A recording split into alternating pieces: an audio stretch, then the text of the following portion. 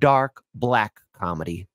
Stuff that'll make you laugh, make you cry, be depressed, and then make you smile all over again. Now, we have all seen a lot since this entire election cycle got started. And the thing is, to quote the great prophet himself, Cat Williams, all lies will be revealed. All lies will be revealed in the year of 2024, year of the dragon.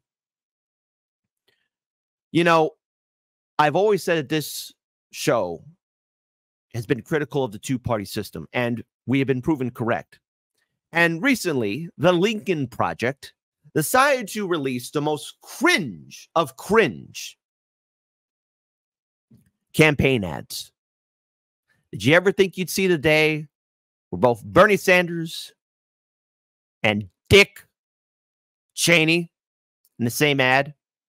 See, this is how you know a lot of liberals are easily susceptible to being tricked into thinking Kamala is our best choice ever. So, folks, I'll give a huge shout out to Hotspot for finding this gem, this nightmare of a campaign ad. And because I sat through it, so do you. Folks, I present to you the big brain tactic from the Lincoln Project to get brain-dead people to vote for a neoliberal Democrat who was anointed, not voted in.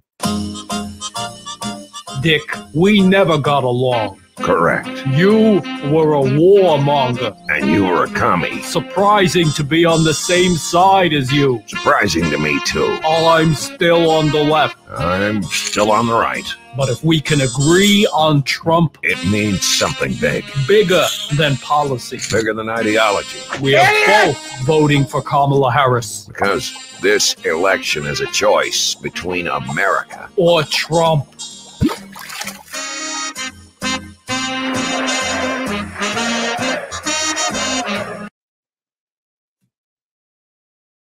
Oh, it's real.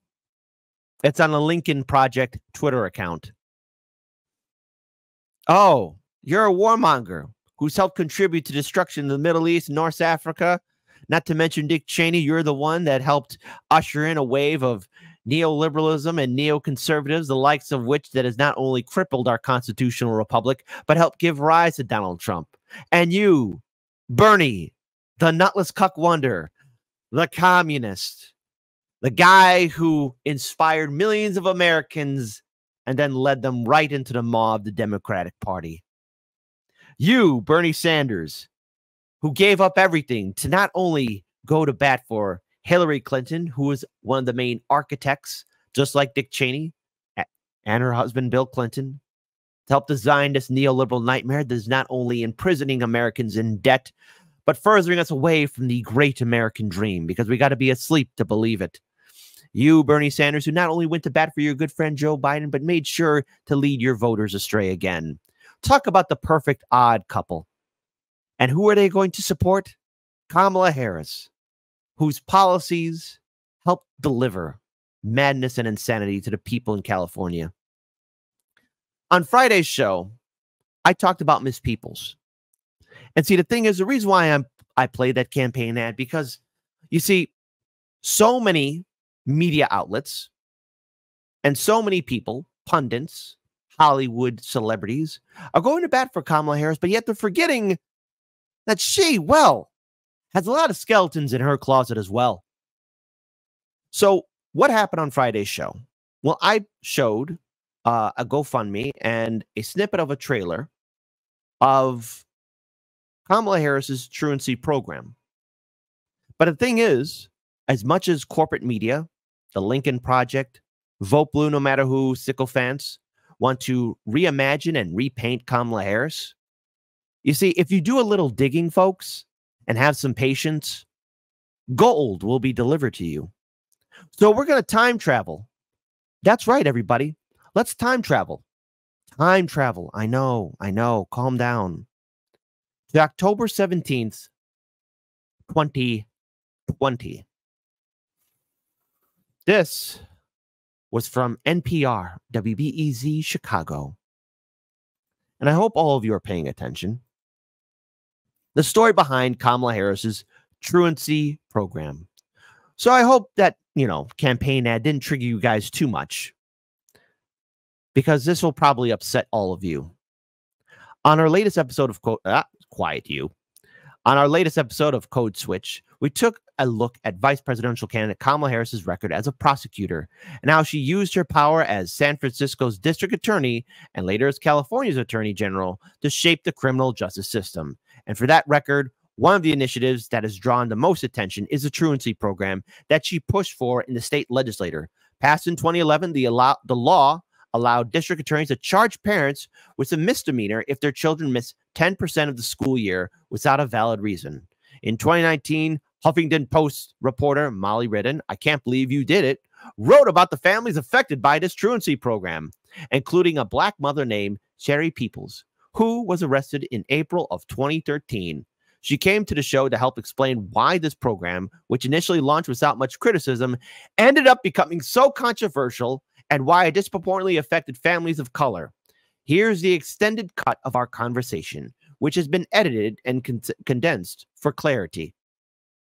Folks, that campaign ad is saying, oh my goodness, we have to stop Trump because he'll bring in fascism. And if it's between America and Trump, we got to support America. But with politicians like Kamala, oh my goodness, who needs Trump? Hey, liberals, you do realize that we all have Trumps currently serving in state and federal positions of power. They just perfected the neoliberal mask. You see, Trump, what you get with him is, well, honesty. I know. It's horrifying to me, too. Trump is probably the only honest politician in U.S. history. With all these other politicians, you'd be surprised what kind of evil they did. So I guess we should start with Sherry Peoples. Who is she? Who was she? And did she get ensnared in? How did she get ensnared in a truancy program? Again, she's a mother in California, and her daughter has chronic illness, like we talked about on Friday's show. Her name is Shyla, and she has sickle cell anemia, a really painful genetic disease that causes lots of complications. I'm sorry that her family is going through this. It's pretty typical for people who live with this disability to miss a lot of school if they're children, as her daughter missed a lot of the school for valid medical reasons. Cherry and the school were in a dispute about how to accommodate and account for those absences. She lived in Orange County, which is a fairly conservative law and order type of county. The district attorney there was up for re-election, and he did a big truancy sweep under this law, which Kamala Harris had fought for when she was the DEA of San Francisco and oversaw its implementation when she was attorney general. My goodness, Kamala, why are you going after so many families? Take us through this perp walk. What happened? She was in her house one morning, and the police showed up and handcuffed her. She had time to put on a jacket over her pajamas, and when she was walked out by the police out of her apartment where she lived with her daughter, there were news cameras waiting. How humiliating. And she was booked by the police. What she said to me was that she was shocked. She was really floored, and she said to me, "You swear I'd killed somebody." It felt to her like a really excessive show of force for what was essentially a misunderstanding between her and her child's school.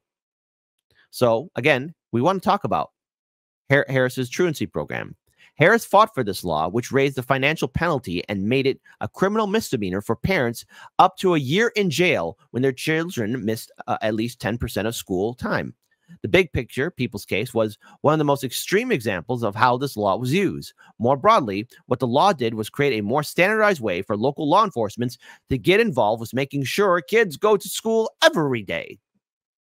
And so very few parents were arrested and perp walked in this really punitive and splashy way.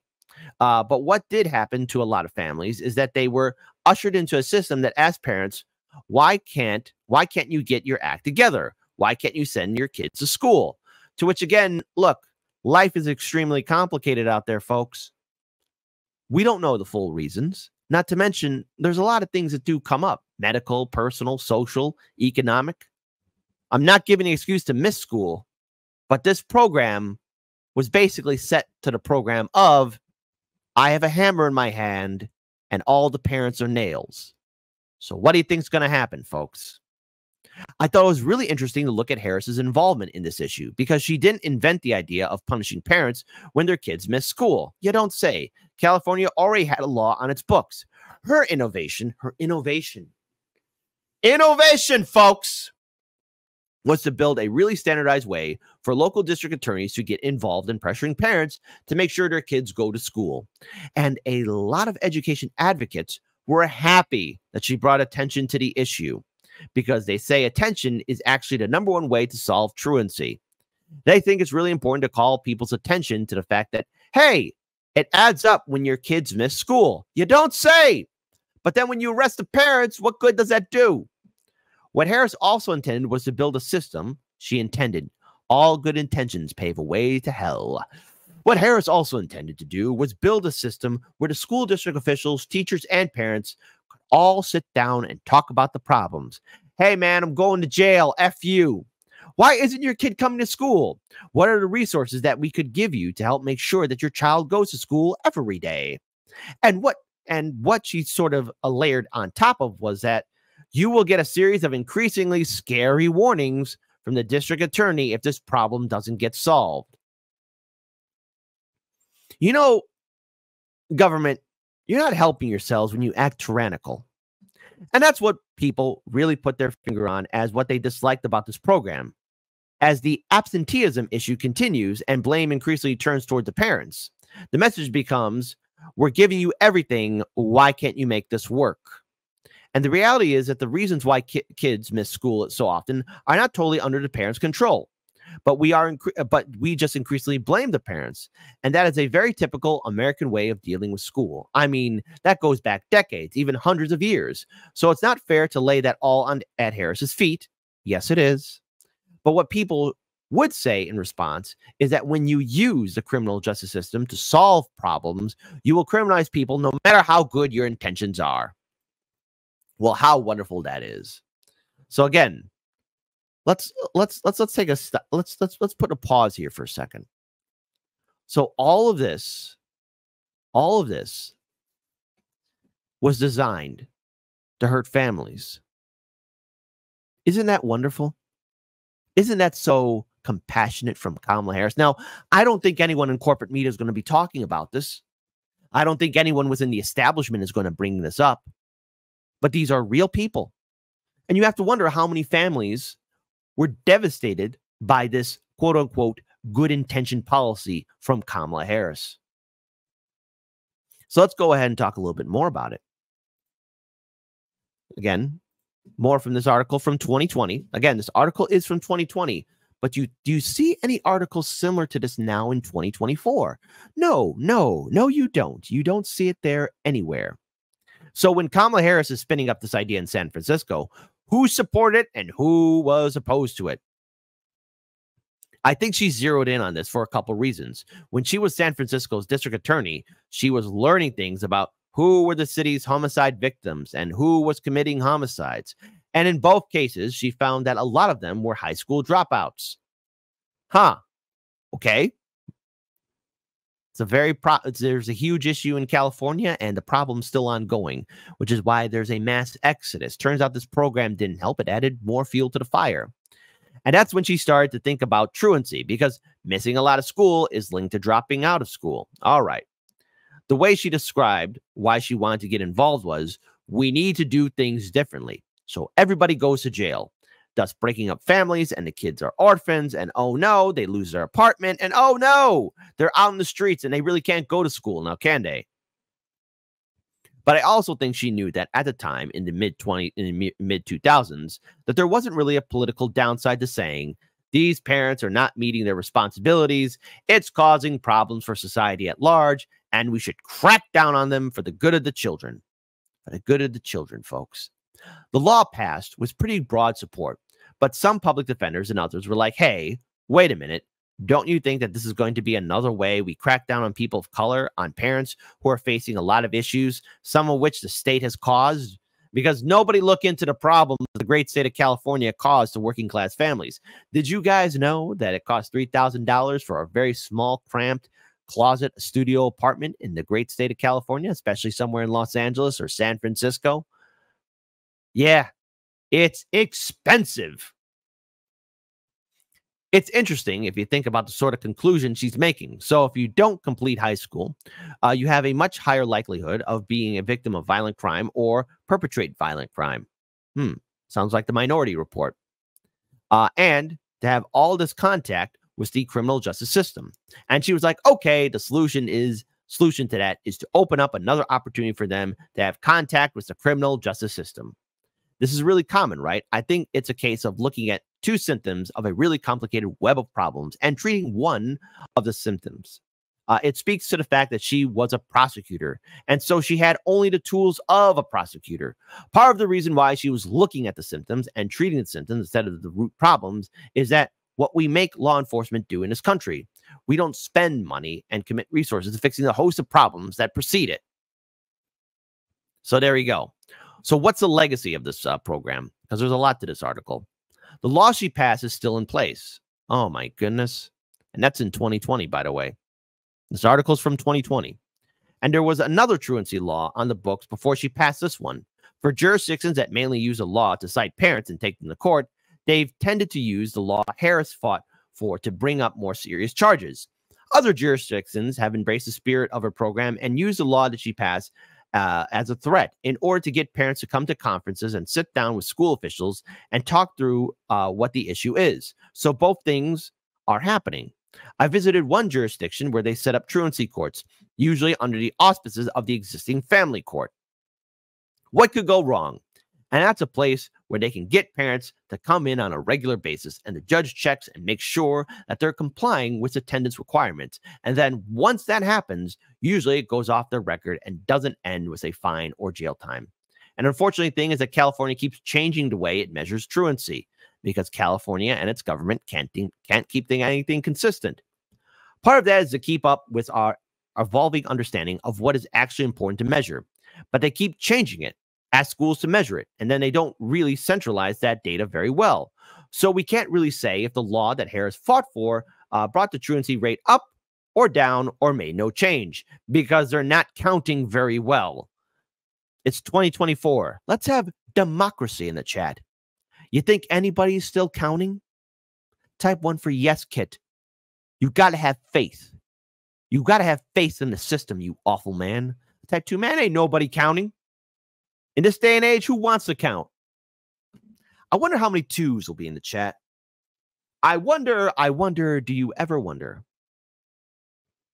Continuing on, we identified a problem, we pass a law, it goes into the bureaucracy, and now as Harris's case, there's a law in the books, and we really don't know how this is impacting people's lives.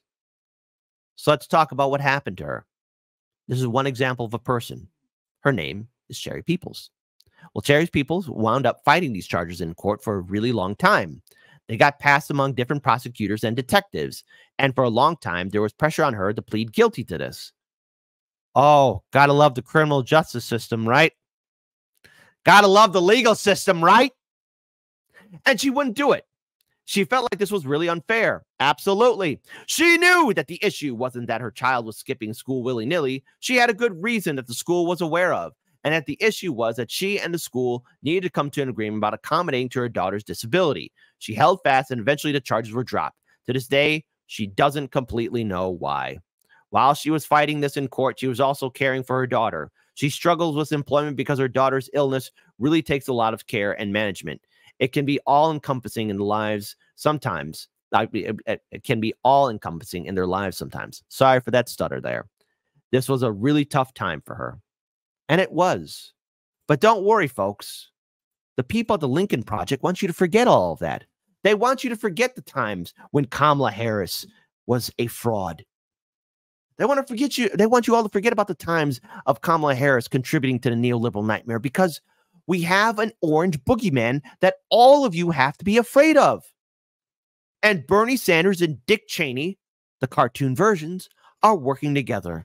So if you're just tuning in now, because this is live, or if you've been here while we were covering this segment, I present to you the big brain trailer that the Lincoln Project wants you to focus on.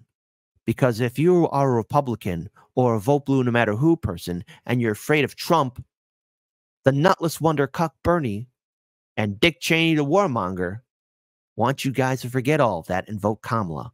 Vote for Kamala, because the orange boogeyman is bad. Dick, we never got along. Correct. You were a warmonger. And you were a commie. Surprising to be on the same side as you. Surprising to me, too. I'm still on the left. I'm still on the right. But if we can agree on Trump, It means something big. bigger than policy, Bigger than ideology. we are both voting for Kamala Harris Because this election is a choice between America. or Trump.